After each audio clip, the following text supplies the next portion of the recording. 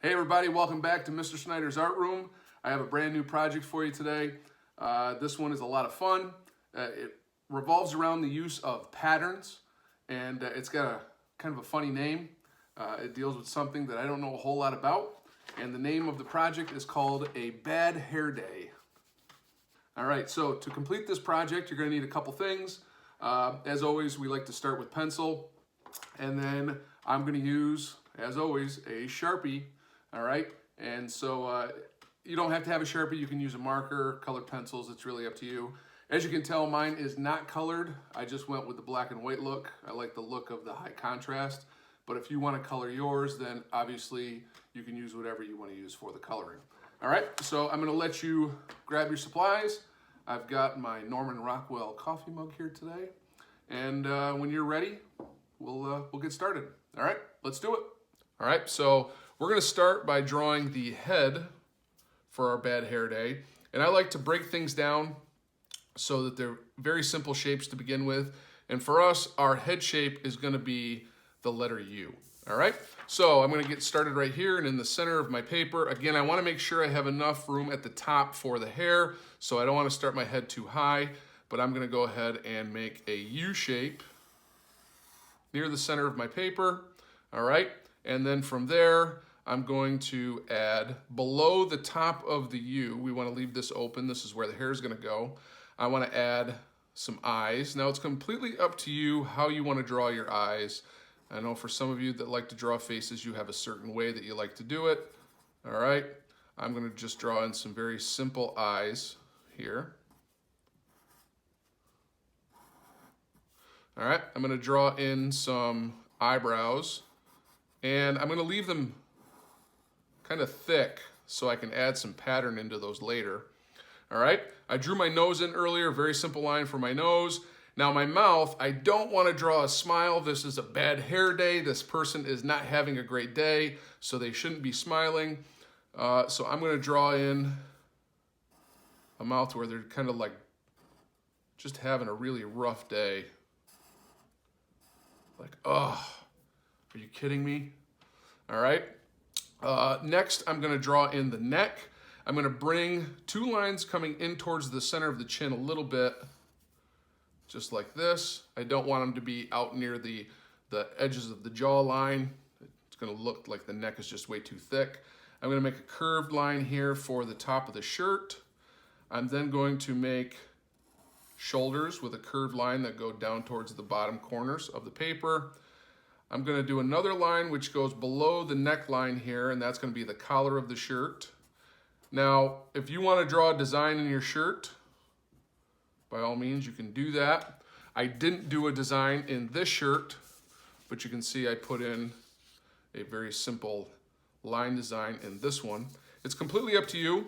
It shouldn't be too crazy with pattern because you don't want it to get lost in the pattern for the hair.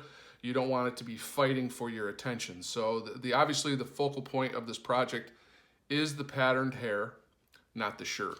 All right, so I'm going to leave it open for now. The next thing I gotta do is I'm gonna draw some ears. I'm gonna put the ears kind of an equal distance from the nose. I'm gonna start at the nose, work my way out. I'm not gonna draw the top of the ear because that's gonna be covered by hair, but I'm gonna draw the bottom and sides of the ears, okay?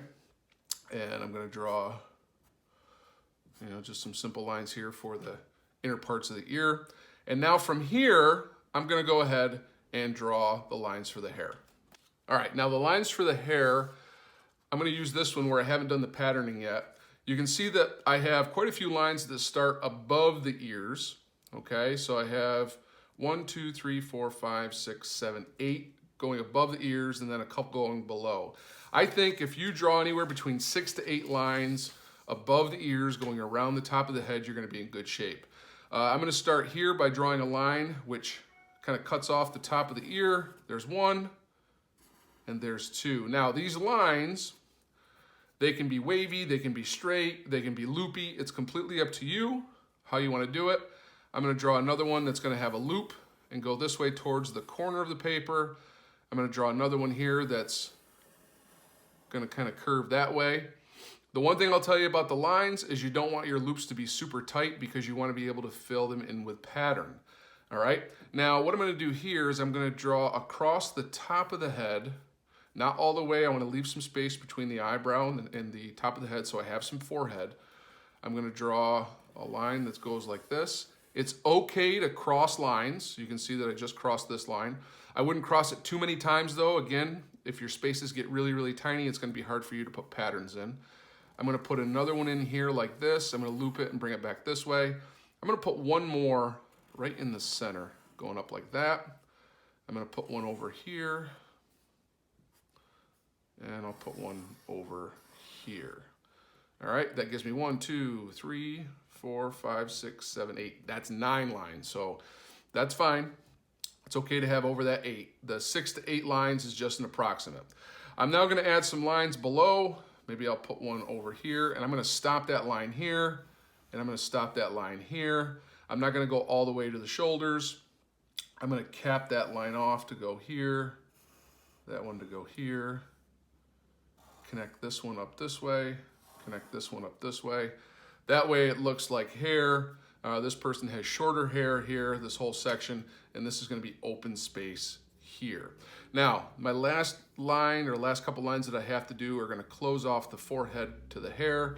And so I'm just going to make a series of lines which connect the start lines for the hair, just like that.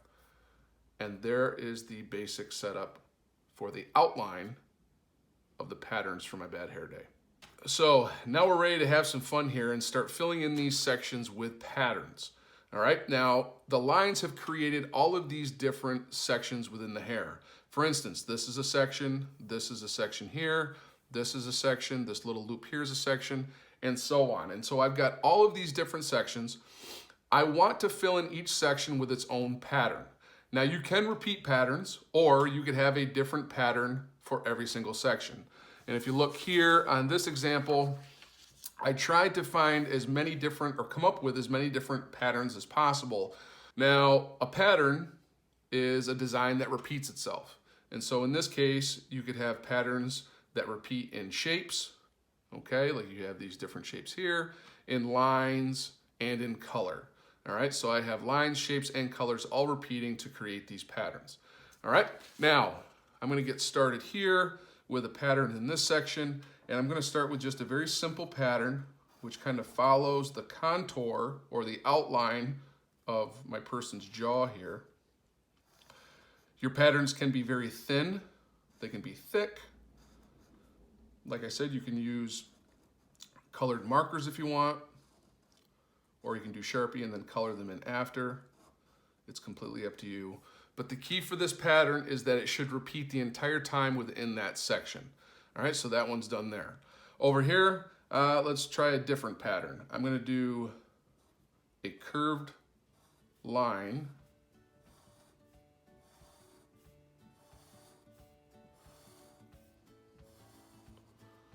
But I'm not done here. In every other stripe, I'm going to do some lines going across. So your patterns can be as detailed or as simple as you would like them to be.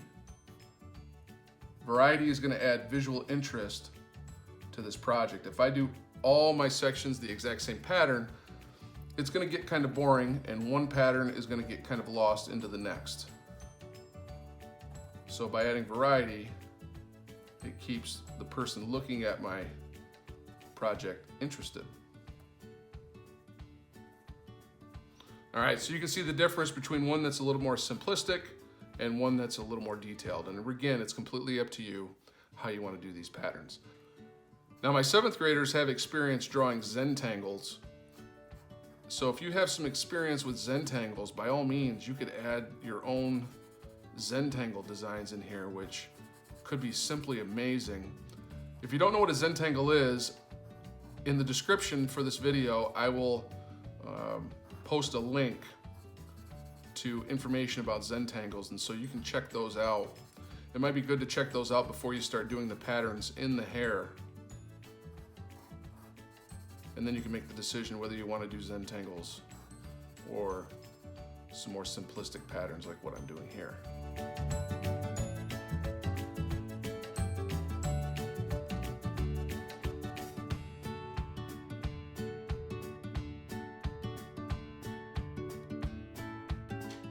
Now I only have one type of Sharpie here. This is a fine point Sharpie. You might have an extra fine point or even thinner or thicker.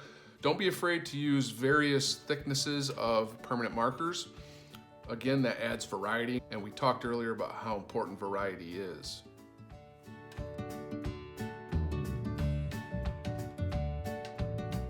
Notice that it's not always just lines, that I'm also creating patterns with shapes. Like in this instance, I'm using triangles. So it doesn't have to be just line designs, you can also do shapes. I'm kind of making these patterns up as I go along here. And I run the risk with just using Sharpie, if I make a mistake, I kind of have to live with it. And in fact, in my 7th grade classes, we don't really call them mistakes. We call them happy accidents. Because I don't really have time to sit there and feel bad about any wrong mark that I've made on my paper. I've got to figure out a way to make it work. And so rather than calling them mistakes, we put a positive spin on it and we call them happy accidents.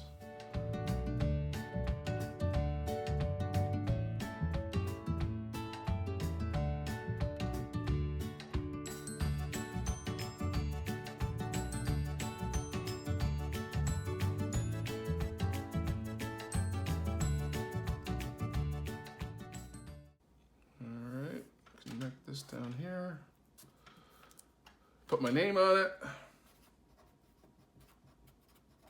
and the year, and there it is, Bad Hair Day. All right, so that's it for today's lesson. I hope you enjoyed your Bad Hair Days. I hope they came out awesome. As always, I'd love to see them, so if you could send them to me via email, I'll throw my email address up, or if you want to shoot them to me via Facebook or Instagram, that would be great too. Be on the lookout for the next lesson. It should be coming in about a week. And until then, I hope you're staying healthy and having fun and being creative. All right, take care, guys.